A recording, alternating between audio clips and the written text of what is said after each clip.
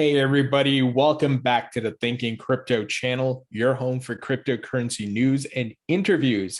What a painful and fearful day. Huge drop for Bitcoin. Let's talk about it. Let's break it down and look at the trends and what has happened historically. We are still in a bull market. So this type of heavy pullback leading to a lot of capitulation is actually bullish. Yes, it is bullish. I will break it down for you guys. And we have quite a few people weighing in on this and talking about the scenario that's at play here. We also have some bullish news about BTS. They're going to be paying dividends in Bitcoin in a sign of huge adoption news.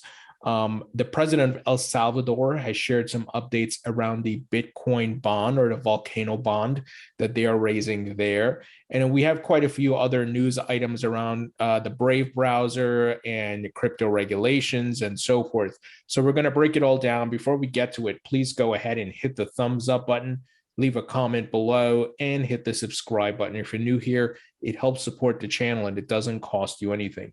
Guys, this video is brought to you by Algorand, which is building the future of finance. Algorand is one of the leading blockchain firms in the crypto industry. They're getting significant adoption. For example, Borderless Capital, Anthony Scaramucci, and Michael Arrington have all invested hundreds of millions of dollars to build out the Algorand ecosystem. The city of Miami is leveraging Algorand to track air quality. NFTs and CBDCs are being built on Algorand. I'm personally an Algo token holder. So if you would like to learn more, please visit algorand.com. Man, I don't even want to look at this crypto market. It is bloody right now, a lot of red, but we're not like seriously dropping down. You know, Bitcoin's not at 10,000 or whatever. Obviously, we had a pullback. Bitcoin right now is sitting just over $43,500. Ethereum at just over $3,500. We have Solana just over $152, Cardano at $1.23, XRP just over 76 cents. Luna dropped, it is just over $77. So right across the board, but this is still within the corrective phase for Bitcoin in this bull market. And we've seen these type of massive drops historically, guys. And the fear and greed index right now is at a 15. So it is getting pretty low here. And, it was hovering around the 20s or the 20 somethings. It dropped to a 15. And, I tweeted out a chart that I've shared before, just showing, and I experienced this because I was part of the 2017 bull run, where we had 38 to 40% drops on the way up to near 20,000 for Bitcoin. I had bought some in 2016. I was accumulating in early 2017.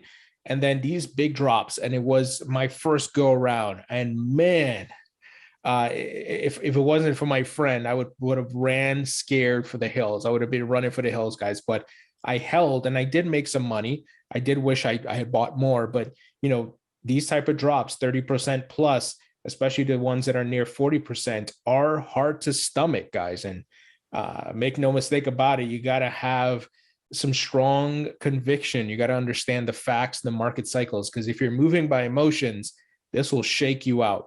But that is how smart money always wins. The retail gets scared, they get shook out, they become impatient, and these massive institutional whales buy up the dip. And then when the price starts pumping again, they make the money. But this time around, we're able to front run them. And if we're patient enough to go through all these swings and these roller coaster rides, we can make profit. And don't get me wrong, if those of you who have been here for a while with me from 2017 or 2018, even 2019, you're up. So if you bought like in 2018, 2019, you're up because the prices are obviously higher, especially like Bitcoin and Ethereum and quite a few other altcoins, they're up. So this is why you diversify and you hold different assets so that if one is not performing or two are not performing, you at least have one or two or three others that are performing well. And it keeps you in the green, if you want to put it that way, as far as your profitability, your return on investment. Now, Bill Barheit, who I've interviewed on the channel, he's the founder and CEO of Abra, and he's, of course, one of the legacy internet entrepreneurs. The guy is very smart. He's one of the Netscape mob, if you want to call it that, back in the day. He tweeted the following with regards to the Bitcoin Fear and Greed Index. Almost there. The Bitcoin pump is being primed with maximum fear. Now, if we were in a bear market, this would be a bullshit statement, right? Keeping it real with you guys. Because we are in a bull market, this is good, right? And you may say, man, this is so like scary, especially if you haven't experienced it before. But you have to understand, this is the volatility we have to deal with and come to grips with in the crypto market. Because I've said it many times, think of it as this pendulum. Swings very high in the upward direction, but it swings back very low. And this is that low point, guys. But this volatility, unlike no other market, you can use it to make money. You can swing trade the hell out of this. Let's say you have your holdings, right? Just as an example, not financial or investment advice. If you wanted to buy, I don't know, some Ethereum right now, and even if you put $100, right, and the price swings back, you could sell it for a profit. You can easily make profit, in this type of with this type of volatility. So once you understand the market cycles and you're able to be patient, you may have to wait, months to see that price swing back up. I'm just giving an example.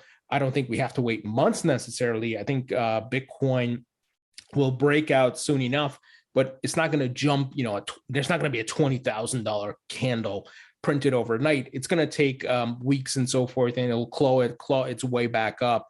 And then, you'll get some bullish momentum. But yeah, guys, that you could use it to your advantage if you know what you're doing and you understand it and you've been here for a while. But if you don't know what you're doing, don't mess with it. But, having gone through a bull cycle and a bear cycle, I've been swing trading quite a few, not day trading, not leverage trading, swing trading, right? Just I have my holdings. I'm not messing with that, but I'm taking, I don't know, whatever, $2,000, throw it at a coin, let the price, buy it at the low, and then it goes up, I don't know, 5-6%, take some profits. I made money. So you can play that game where it's not high risk for you. And if the price doesn't go up, within the time frame you're looking at, you just leave that coin in your portfolio, right? So just something to think about. So very painful, guys. And some of the news or a narrative of why we're seeing this pullback, I do believe it's market cycles, but part of it was the Fed, they confirmed their plans to hike rates. I've been on record tweeting about it. I don't think they will. Maybe they do one rate hike, but we'll see what happens.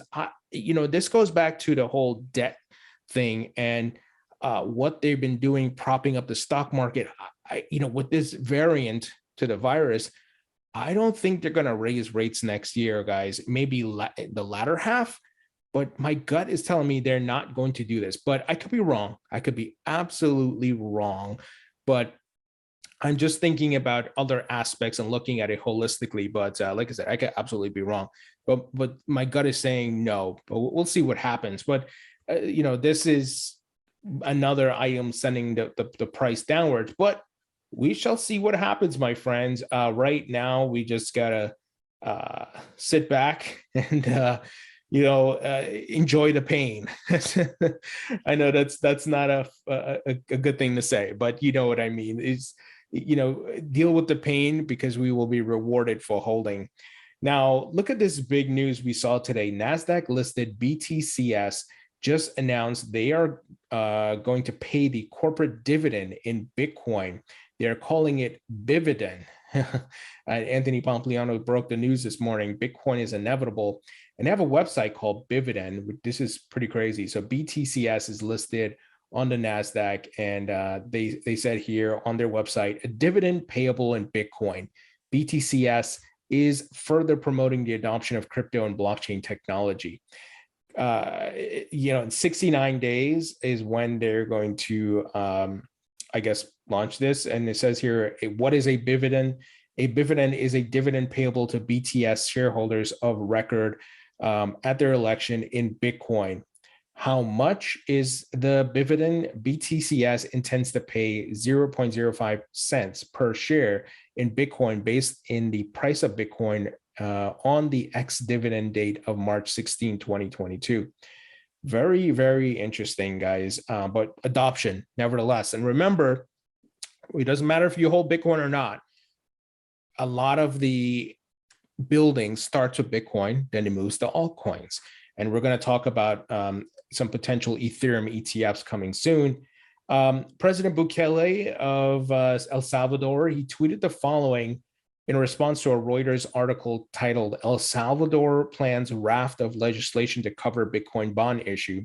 He said it's to cover the guarantee the Bitcoin volcano bonds, but also a full re-engineering of the economy in the way a nation state does business. Everybody's searching for freedom. This is the place to come with the El Salvador flag emoji. So, you know, I'm excited to see this, what El Salvador is going to do here. And I do wish them best of luck because I think the people in the country will benefit from this.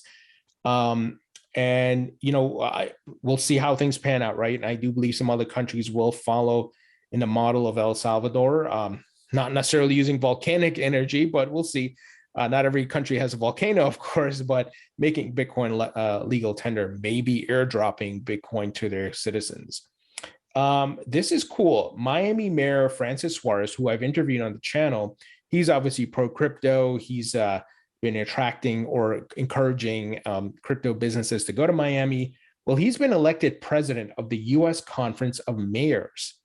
That's great news. You have someone who's pro-crypto, who will go in there, and he's already in the lead when it comes to crypto in different cities.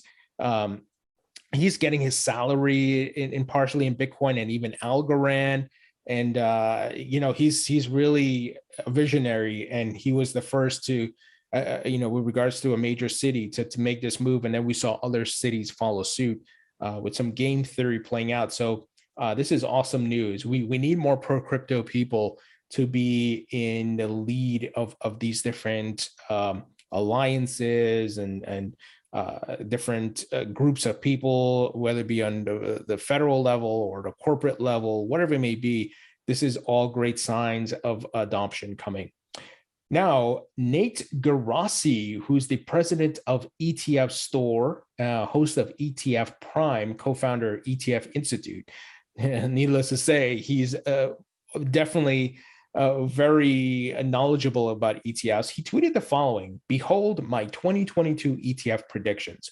1, first, Ethereum futures ETF is approved. 2, ESG ETF closures spike. 3, indie ETF issuer boom. 4, ETFs finally begin penetrating 401ks. Number 5, Vanguard share class patent becomes a hot topic. So it's interesting, you know, he's talking about the Ethereum futures, and I think that's a given, right? We saw Bitcoin futures ETF get approved by the SEC. It's hard not to see an Ethereum ETF not getting approved, right? Especially a futures one. We know we talked about this ad nauseum with Gensler and why they want to allow the futures, because they know their friends, the bankers, can manipulate the hell out of it, as they did with gold and silver, and that's why he's hesitating to approve a spot ETF. I do believe we will see a spot ETF eventually in the United States because other countries are approving spot ETFs. And an example would be Fidelity got a spot ETF approved in Canada, and their spot ETF is listed on the Toronto Stock Exchange. Now, that should be the case in the United States, where they got their spot ETF approved here and it's listed on the Nasdaq or the New York Stock Exchange, right? But again, Gary Gensler and the SEC are pathetic. Not everyone in the SEC. I'm excluding Hester Person and Elad Roisman, but Gary Gensler is pathetic and holding back innovation in the United States. And this is why you have different members of Congress are calling him out, like Congressman Tom Emmer and many folks, guys. So, you know, we'll see this Ethereum ETF. Well, I don't expect this to do anything. We need that spot ETF, guys. That's what's needed. Check this out. So crypto browser Brave passes 50 million monthly active users. The company launched search, wallet, and video products in 2021. Now, I've interviewed the folks at Brave. I've had some follow-up. I interviewed Brendan Eich, who's the founder. He's, of course, an internet legend. Also, Netscape, the man created JavaScript. So if you haven't seen that interview, check it out. But I interviewed a couple of folks from there and not too long ago. And we went through all the new features with Brave. Here we go. Brian Bondi, the co-founder. And we talked about the Solana integration and all that cool stuff. Brave is a great browser, obviously privacy-based, and you can earn, guys. They flipped the model on its head that, advertisers, they want your attention. Well, you're going to get rewarded with tokens. And I'm bullish on the basic attention token. I have it in my portfolio. So this is great to see they're getting adoption. And I think this will continue to grow. We're headed to that token economy. And you're going to see pay to earn go on the rise, and the metaverse and NFTs and crypto and micro payments and all these things will get mass adoption. And you're going to see more people using the Brave browser. Speaking of Congressman Tom Emmer, he tweeted the following today: call your representative and tell them to join the blockchain caucus. And he put, we are going to make it. This is cool. I love Tom Emmer. He's great. I interviewed him, and he's been, like I said, calling out Gary Gensler on Twitter and so forth, putting the pressure, which is what we need. And even Senator Cynthia Lummis, who I interviewed as well, she retweeted him saying it's easy as pie. You can look up contact numbers here, and putting a link to the house.gov and representatives, find your representative. So this is why I keep telling you guys, make videos, email, call, tweet, do what you need to do. Let your voices be heard. We need to back up these people and these people who are ignoring us or who are trying to hinder this asset class. The old guard, Gary Gensler and his banking buddies, they're trying to put up roadblocks where they can. They need to feel the pressure, and we need to make sure our voices are heard. So guys, like I said, painful to go through this. Even as myself, I would say I'm a veteran, given going through crazy swings and rides in 2016, 2017, 2018, 2019, 2020, and onward. But it sucks to see a sea of red. But rest assured, like I said, I do believe we are still in a bull market, and we should see a breakout hopefully sometime this month, or it might happen next month. But we got to be patient. Anyway, what do you guys think? Leave your thoughts and comments below. Hit the thumbs up button, share this video, and I'll talk to you all later.